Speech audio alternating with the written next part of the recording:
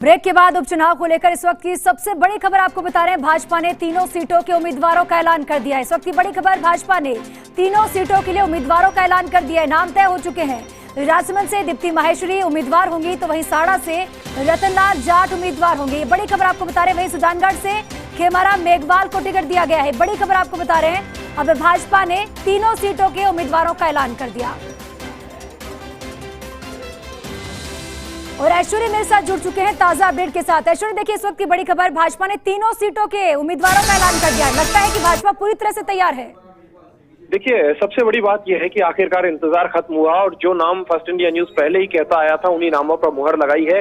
जिस वक्त किरण माहेश्वरी का निधन हुआ था उसके कुछ दिन बाद ही हमने बताया था कि दीप्ति माहेश्वरी का टिकट लगभग फाइनल माना जाएगा, क्योंकि वहां का समीकरण कुछ इस तरीके से बन रहा था। तो दूसरी तरफ खेमाराम मेघवाल और संतोष मेघवाल दो लोगों के नाम थे, जिसमें खेमाराम, क्योंकि खेमाराम मूलतः भारतीय जनता पार्टी का होने की वजह से उन्हें लाभ मिला है। संतोष मेघवाल जो है उस पर दांव खेला जा सकता था, लेकिन ज्यादातर लोगों ने खेमाराम के पक्ष में ही अपनी राय दी, तो खेमाराम को यहाँ पर टिकट दिया गया है। हालांकि मास्टर भंवरलाल मेघवाल के पुत्र मनोज मेघवाल से उनका मुकाबला होगा, कितना बेहतर मुकाबला होगा ये देखने वाली बात होगी। और तीसरा रतनलाल जाट चूंकि एक टिकट जाट को देना था और सहाड़ा क्षेत्र में जाट को ही टिकट देना था। अब ये तय मानकर चलिए कि वहां पर ब्राह्मण वर्सेस जाट होगा, जो सहाड़ा, क्योंकि कांग्रेस जो है वो ब्राह्मण पर दाव खेल रही है।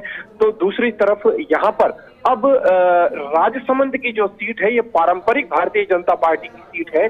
तो ऐसे में अब कांग्रेस किस तरीके से शहमात के खेल में ब्राह्मणों में सेंध लगा पाएगी, क्योंकि वहां पर पालीवालों को कभी टिकट नहीं दिया गया, ये पालीवाल अक्सर कहते आए थे।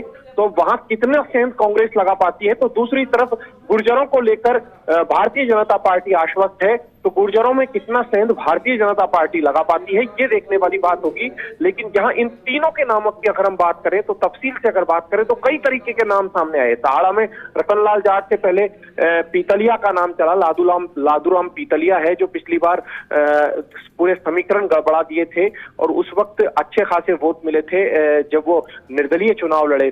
तो ऐसे ही लादूराम पीतलिया का टिकट कटा, नहीं मिल पाया उन्हें, उन्होंने भारतीय जनता पार्टी भी ज्वाइन की। उनकी जगह रतनलाल जाट को फिर से मौका दिया गया। रतनलाल जाट पूर्व में भी विधायक रहे हैं। तो रतनलाल जाट की हालांकि उम्र ज्यादा है, लेकिन उनको लेकर ज्यादातर लोगों ने कहा कि ये नाम ज्यादा बेटर होगा जो भारतीय जनता पार्टी की रायशुमारी में आया था। फर्स्ट इंडिया न्यूज ने इस नाम को लेकर शुरू से ही टॉप पर रखा था कि ये नाम सर्वाधिक चर्चाओं में है, इसे ही टिकट दिया जा सकता है। तो तीसरा खेमाराम मेघवाल और संतोष मेघवाल दोनों में मुकाबला था, लेकिन यहाँ पर राजेंद्र राठौड़ की भी रायशुमारी चली है। दूसरी तरफ सतीश पूनिया खुद भी चुके हैं, भाजपा के प्रदेश अध्यक्ष, वो भी जानते हैं कि चूरू में किस तरीके की सियासत चलेगी। तो यहाँ पर अलग अलग जो तीनों क्षेत्र है, मिसाल के तौर पर मेवाड़ को अगर देखते हैं तो गुलाबचंद कटारिया का क्षेत्र है। हालांकि प्रदेश अध्यक्ष पूनिया को तीनों जगह जाना पड़ेगा। यहाँ पर भारतीय जनता पार्टी के सामने अब जातिगत जो संतुलन है वो किस तरीके से भाजपा बिठाती है ये देखने वाली बात होगी, क्योंकि भाजपा ने जाट को भी टिकट दिया है, वैश्य वर्ग से दीप्ति माहेश्वरी को दिया है। तो वो एसटी सीट थी, एसटी सीट पर स्वाभाविक रूप से मेघवाल को ही देना था सुजानगढ़ में, लेकिन यहाँ पर किस तरीके से गणित जो है वो बैठ पाता है ये देखने वाली बात होगी।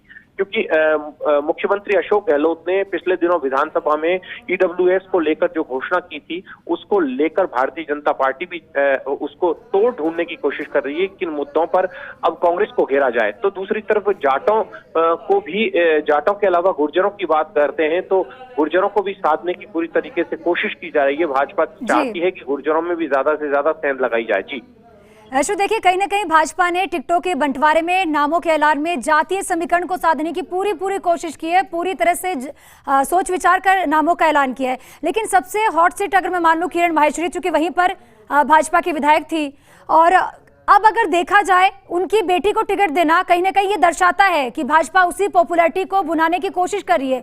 और दीप्ति भी पूरी तरह से वहां पर उपचुनाव को लेकर जमीन तैयार करने में शुरू से जुटी हुई थी। लगातार वो ये कहती आई है कि ये मेरे लिए राजनीतिक क्षेत्र नहीं है, बल्कि ये मेरा परिवार है। तो मान लिया जाए जिस तरह से फर्स्ट इंडिया बार बार संकेत दे रहा था, भाजपा ने उसी को भुनाने की कवायद की है, खासतौर पर राजसमंद में। देखिए, यहाँ पर महत्वपूर्ण बात यही है कि दो तरीके की बातें आती हैं। दोनों ही पार्टियां परिवार में टिकट दिए जाने को लेकर हमेशा मना करती है कि परिवारवाद से दूर है, सामान्य कार्यकर्ता को दिया जाएगा। लेकिन जब बात निकल कर आती है कि जिताऊ कौन हो, तो जिताऊ चेहरों पर जब दांव खेला जाता है तो बने रहिए।